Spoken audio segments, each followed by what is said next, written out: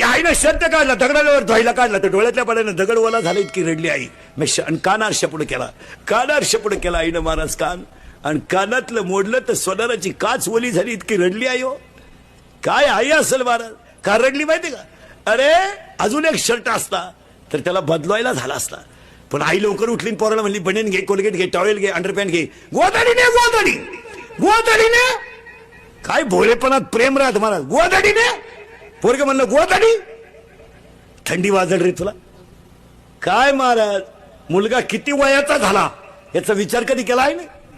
तुला थंडी वाजेल रे, मग असं कर, आईनंच गुणीत गोदडी घालायची. खेड्यातलं स्टँड म्हणजे बाबळीचं झाड, गुणीत गोदडी घालून बाबळी खाली उभी, एसटी आली, एसटीतून 5-6 माणसं उतरली, आमची आईची एसटी चढली, पोराच्या मांडीवर गोदडी दिली आणि दरवाजाजवळ उभी राहिली. कंडक्टरनं बेल मारली, एसटी चालू झाली, पोरानं एसटीची काच खाली केली आणि बाहेर नुसता हात काढला मारा तर